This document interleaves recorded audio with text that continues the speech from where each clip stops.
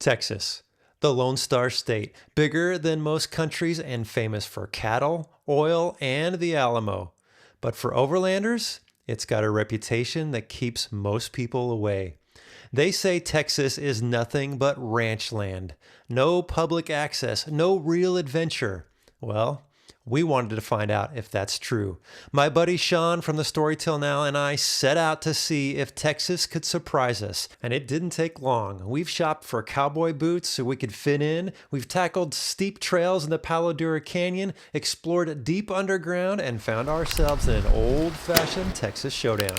But we're just getting started. There's still a lot more of Texas left to discover. This is Bucket Trip 4, Texas.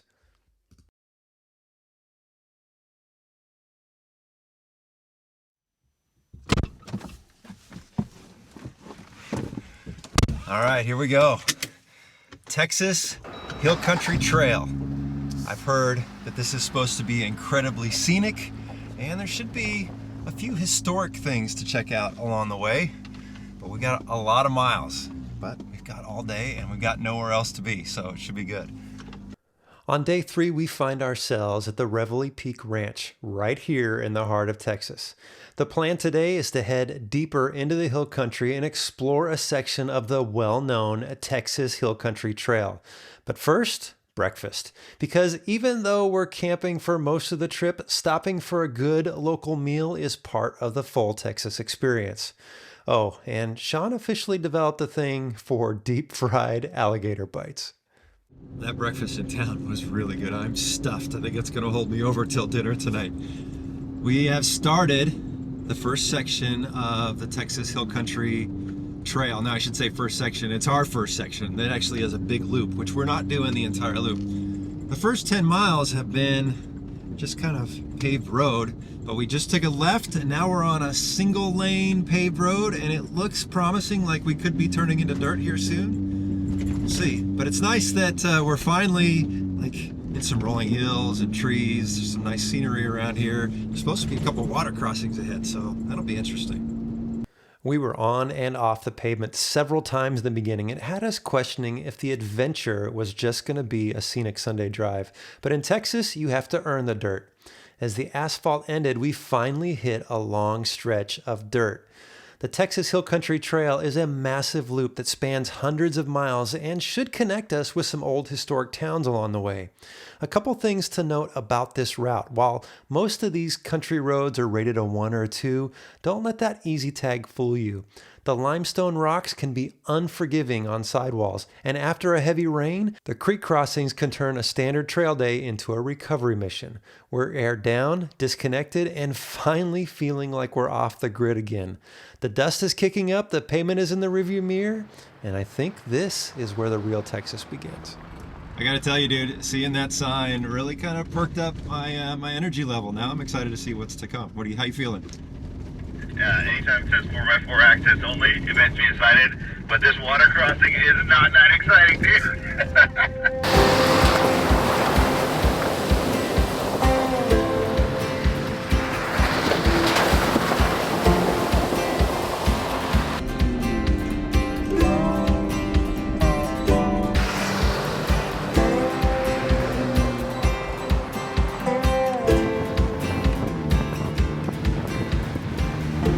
A little over 40 miles in, and it's been a mix of pavement, rough pavement, and smooth dirt road. And every once in a while, like, you're creeping through somebody's ranch and you feel like you're like in their front yard a little bit. It's a little odd, but thankfully we're able to be out here. And we were hopeful that that sign that said 4x4 high clearance required was going to stand true, and really so far it hasn't. But that's okay. We're enjoying the drive, and we still got a long way to go.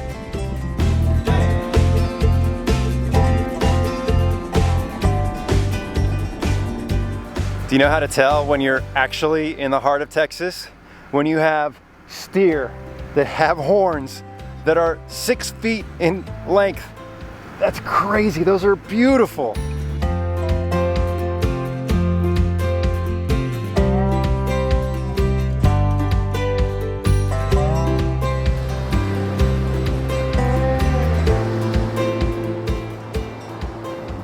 in addition to those really cool longhorn steer we saw, there are hundreds of cows everywhere, which makes sense, right? This is ranch land. But fun fact, anybody want to guess how many cows are in the state of Texas?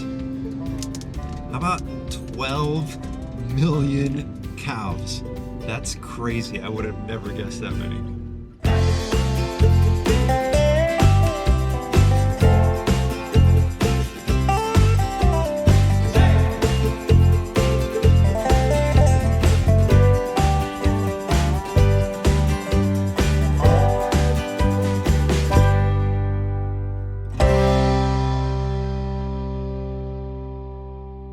Took a little detour into the Enchanted Rock State Park, and there's a little history here behind the rock, and you can hike all the way to the top. But also of note is there's several camp spots here. You probably have to reserve those, but if you're looking for a campsite, that might be a possibility. We're not staying here. We're not interested in hiking up to the top of that rock. I mean, it's like 91 degrees today, so we're not doing that. And we're gonna continue on. We're really hoping for some more dirt. It's been a lot of pavement today, and there's actually an onyx route that branches off of the route that we've been on, and I think we're gonna take that just so we can get on some dirt, guys.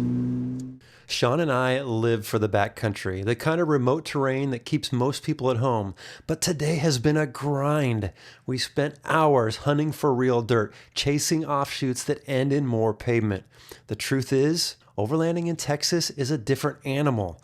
With 95% of the state being private land, finding a continuous line of technical trails is a chess match. We've managed a few dusty spurts, but it hasn't been the sustained adventure we came here for. Reaching Kerrville, we've hit a crossroad. We're making one more stop, and then we have to be honest with ourselves about this route. Texas is making us work for every mile. Right now, it's kind of winning. Well, here we are at Stonehenge 2. Yeah. This is a replica. It's one of the interesting points of interest. So guys, we've done about 108 miles of the trail today, and it's been about 90 miles of that has been on the road. Like paved road. Paved road. And it's been beautiful. With houses. There was housing developments. Yeah. And there were some nice little towns. There's a couple good spots. But look, it's not for us. Like, we've done some pretty epic trips. And we've had to call audibles and turn around because things just weren't right. But we're calling an audible today because this route's just not for us, guys. Like, I'm sure it would be great for other people, but I'm not willing to do another few hundred miles of more pavement. So you got a Subaru. I mean, if you just want to go for a Sunday drive. Yeah, it is Sunday. It's great. So we're gonna bail. We're gonna do a 0 day, and then we know where we can get into some sand and some trails, and we're gonna do that. So we're calling it quits on the Texas Hill Country Trail. Do not recommend. Don't recommend it, guys. I'm sorry. We tried to like it, but yeah, we got something epic coming up next. Excited for that. Well, the Texas Hill Country didn't quite work out how we expected. A lot more pavement and not enough trail. So we had a little reset in San Antonio, and now we're back at it, and we're gonna try to continue overlanding Texas. We are here in San Padre Island, and this is a 60-mile stretch of beach. We're gonna head down the beach, do a little camping, do another competition, and then tomorrow we're gonna head to another location, which is actually a state park, and go stay the night there, and then we're heading pretty far west into Texas, and we're gonna do a little horsing around. It'll be fun. I'm excited to get on the beach, get a little sand, get a little sea air. Yeah. What do you think, my friend? There's no pavement here. There's no pavement here. There's sand, beautiful sand at that, white sand. We got blue ocean, we got sunny skies. It's a nice cool breeze. I'm pretty happy to be on the beach right now. Yeah, man, let's go have some fun. Yeah.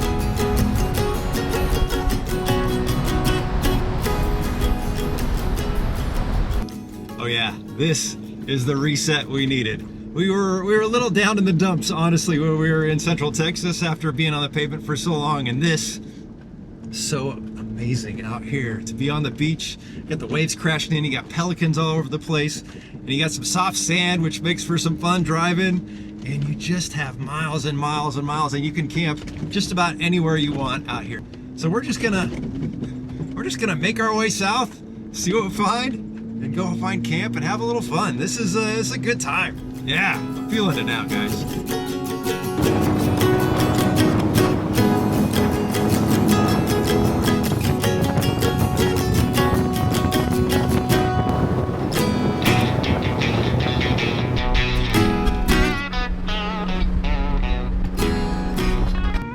There's not many places in the US where you can legally drive and camp on the beach like this, especially for this kind of distance.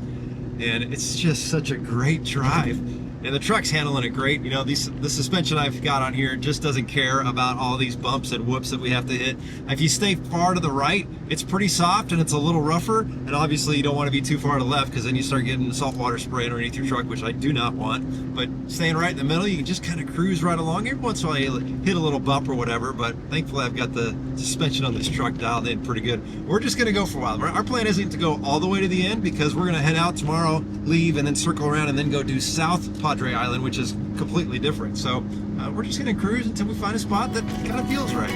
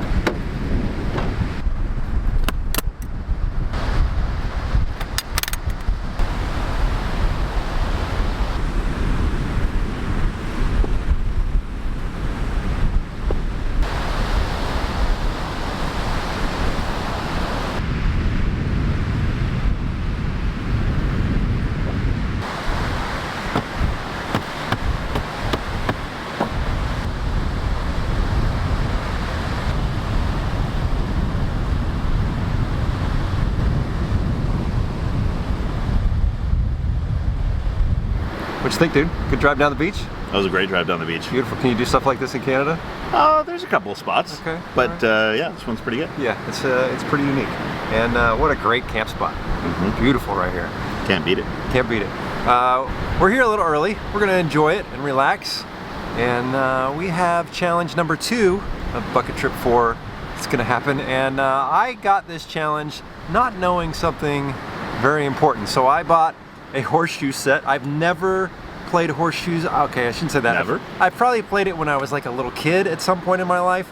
Me too. But I can't remember the last time I played. When I told Sean what we were doing, he told me something very interesting. Really? Yeah, something about being a Canadian youth horseshoe champion. It's the BC Junior Horseshoe Champion. Okay? Still, like, you're the champion of throwing these things.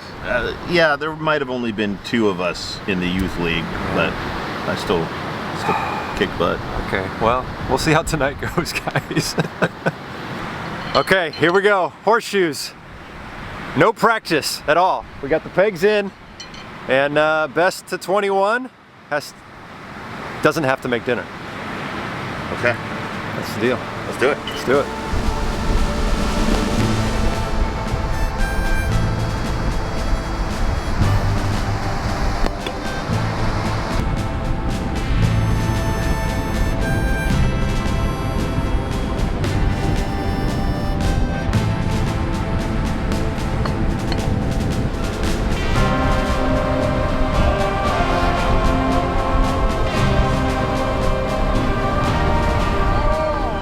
Sean started out strong, 4-0, but I've come back from behind. It's now 5-4. It's not over. It's not over.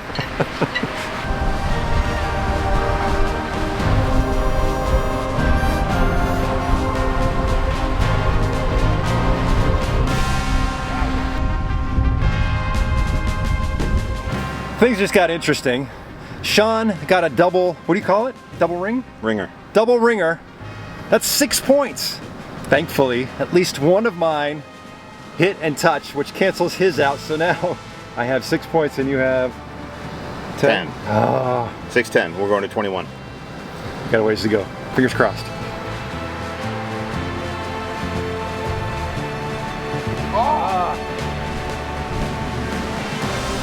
Too short. 17-12. If he gets a ringer on this one and I don't match his points, that's game. Oh no, he hit it, but it bounced off.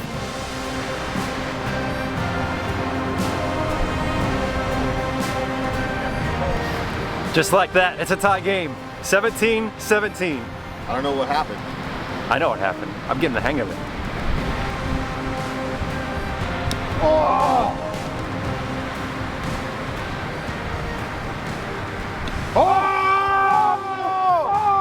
That's it! That's game. So nothing crazy fancy for dinner, but I'm cooking. So we're having pulled pork sandwiches and some potato salad and a little humble pie. My favorite. That was fun, dude. That was fun. Really fun. That was a good time. Yeah, I didn't think playing horseshoes was going to be that much fun, and it was such a close game. Such a good time. So I won the revolver challenge. Sean has now won the horseshoe challenge. Got one more challenge for this trip to see who the bucket 4 trip Bucket 4 trip. Bucket trip 4 champion is. Yeah. that. I kept dinner simple, just heating up some slow roasted pulled pork for sandwiches, nothing fancy, but after a long day of driving, it's exactly what the soul needs. Sitting here on the edge of the Gulf, watching the tide roll in, you realize how rare this is. There aren't many places left in the country where you can drive 60 miles down a remote coastline, drop camp wherever you want, and then just exist. Staring into the fire, we've been reflecting on the journey so far. Texas hasn't been easy. It's made us hunt for every mile of dirt. But this moment right here, this makes the miles of pavement and navigation headaches completely worth it. But the real test is still ahead of us. In the next leg, we're shifting this adventure into high gear. We're pushing as far south as Texas allows to camp on a stretch of coastline that's even more spectacular than where we ended up today. But the salt air is just the beginning. From there, we turned our trucks west, hunting for the rugged desert terrain we've been promised. We finally find it, and it did not disappoint. We're talking true remote desert trails that put our driving skills to the test. We even ditched the horsepower for a little old school overlanding on horseback. And of course, the competitions continue. Challenge number 3 is on deck to see who walks away as the victor for Bucket Trip 4. The best is definitely yet to come.